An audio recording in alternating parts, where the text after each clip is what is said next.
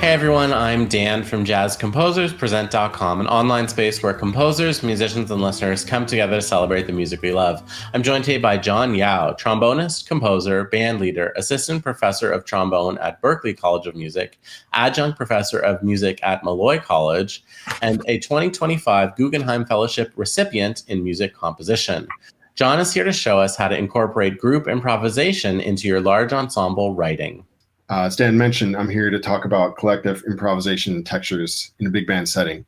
And I think my first exposure to this was as a trombonist playing with the Vanguard Jazz Orchestra, getting the chance to play the music of Bob Brookmeyer and Jim McNeely, two of my musical heroes.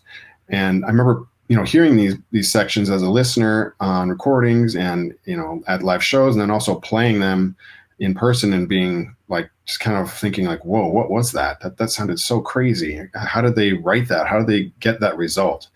And so, when I got a chance to play it, I really got a chance to look under the hood and see how that came together. And I was really fascinated by how something so loose and ragged sounding could come together and be pretty organized on paper. So I'm here to, show you some techniques of how you can incorporate these into your own big band works, which is something that I've done a bunch over time. So, just a couple of things to keep in mind. Collective improvisation, might not be the best fit for your piece, but it's an option to consider for future works because it has a lot of benefits. First off, it's a great way to create a unique texture and give your piece unique character. And often in big band settings, players are glued to the page, and collective improv gives them the freedom to improvise as a whole, and it kind of forms a new pathway for them to interact with one another. And since it's improvised, it's going to be different each time it's performed. As a composer, it's a really strong tool for building tension or releasing tension.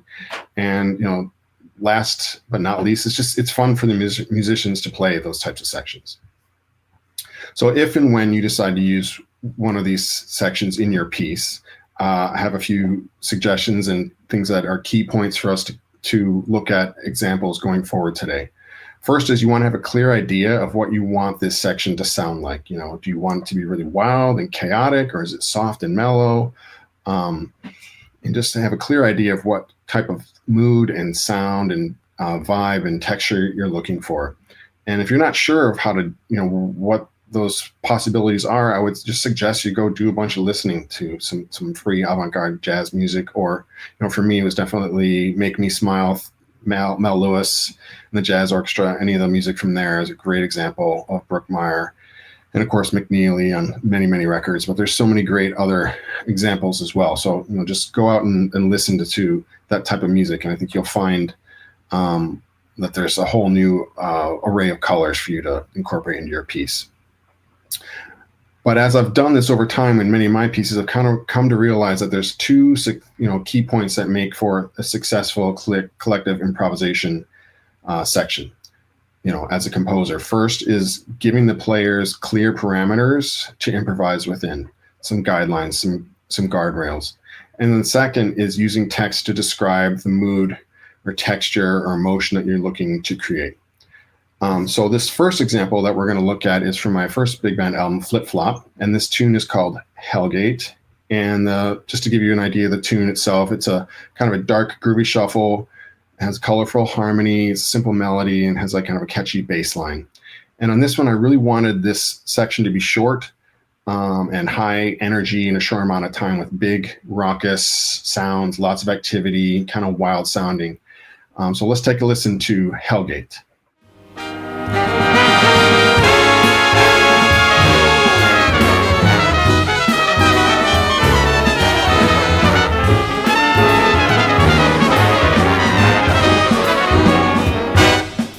Well, if we take a look at the score, you can see that the players are given really clear parameters, just chord changes with slashes for 8 bars, very clear parameters to work within.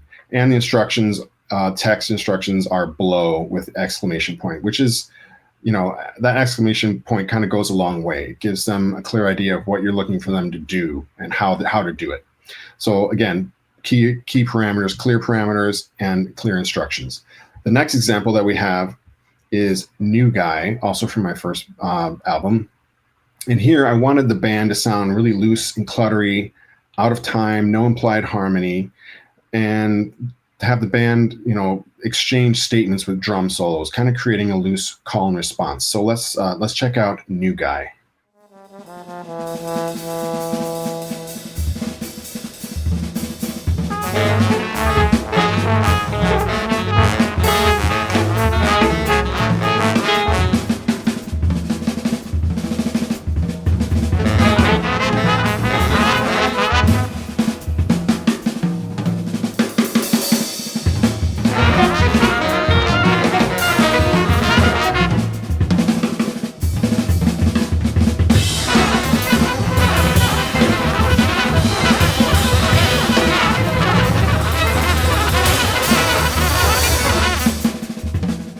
If we take a look at the score on this one, you're going to see that the players are given specific pitches and rhythms with 2 bars repeated, but there's no tempo, no chord changes specified, and the pitches that are assigned are random, not implying any harmony.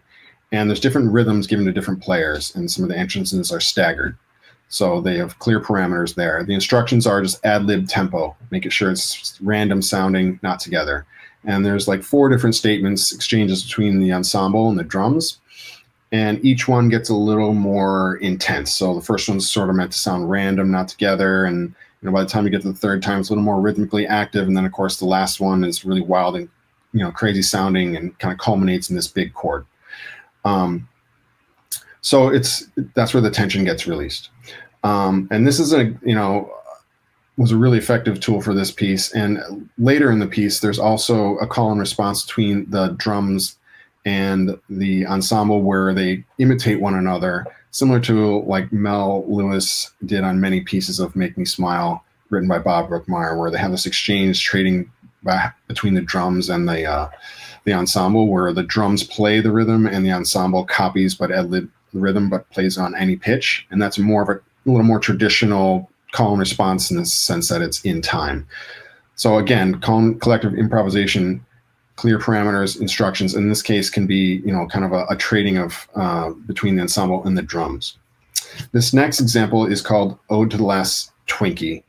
And on this one, I wanted, there's no set chord changes or chord symbols used at all and anywhere in the piece. And the song really uses set theory as a primary driver of the harmony. And so here I wanted the soloist to use only notes that came from the sets and still have it sound very harmonically open and free. So let's check out Ode to the Last Twinkie.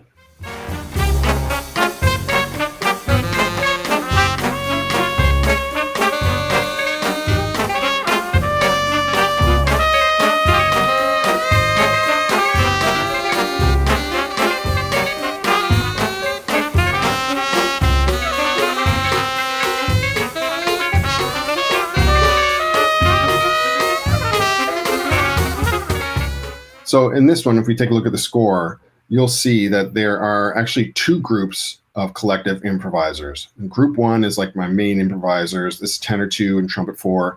And their parameters are just 6 notes in a specific order, no rhythm specified, no tempo specified, and they can play these notes, in any range, repeat them if they need to. And that they're also instructed to play through the cells slowly, getting faster each time. Group 2 is alto 1, alto 2, and trumpet 3, and these are kind of my background improvisers, if you will. And here, these players are given a specific rhythm and shape and articulation, and they're just instructed to continue with the motive, but ad-lib pitch. So these are both groups are good examples of, when you put the players in motion with certain written material, and then, kind of giving them basically a jumping off point, and then set them free. That's a great way to get a desired result for your collective improvisation. And odds are often they're going to come up with something really great when you do that. And so later in this piece, you'll see that if you were to listen further, you would find that there's 2 more soloists who jump in the group and becomes 4 soloists altogether, with using these different sets, and it gets a little wild. And so, this is another example of a different way to incorporate collective improvisation in your as a texture in your pieces. This last example that we're going to check out is not even close. and which is on my new big band album called Points in Time. And for this one, this was an introduction, and I was looking for the band to kind of melt after this big fall and then sort of bubble and simmer for a little while before getting more active and busy with some boppish lines leading up to a big break and then, the statement of the theme. So let's check out Not Even Close.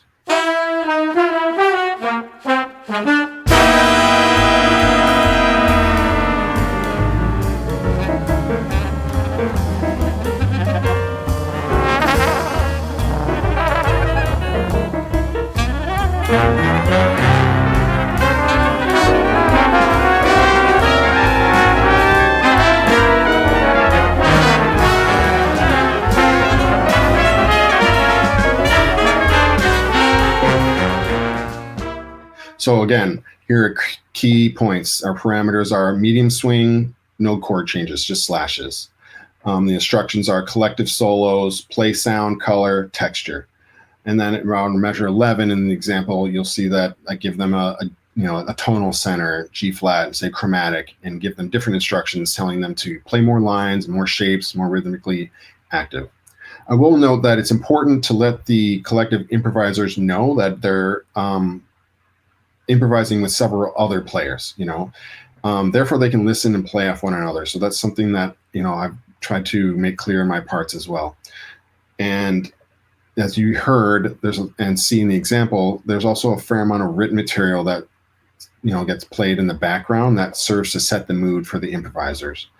And this one was especially challenging because there's no material to prep the collective improvisation. This kind of serves as an introduction. Prior examples that we listened to, the collective improv happened much, at least halfway or 2/3 the way through the piece, where the mood and the vibe has sort of been established. That's not the case here. And so, just a funny side story, in the studio, we went to record this, and, I wrote there, I wanted to play sound, color, and texture in the beginning of this improv section, and just couldn't seem to get the result I was looking for. Luckily, I had Mike Holliber as my producer in the recording session, and he stepped in and made it much more clear just by telling the players, like, look, we're looking for nonlinear improvisation in this first section.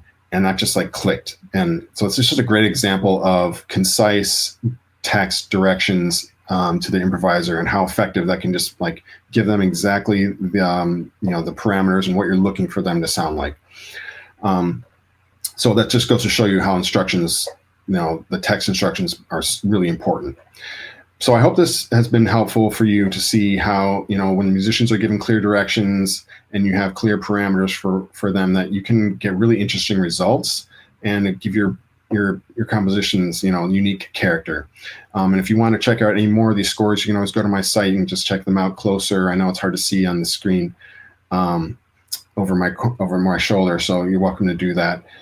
So thanks so much for your time, and I hope to have the opportunity to hear some of your examples of these techniques in the future. Thanks.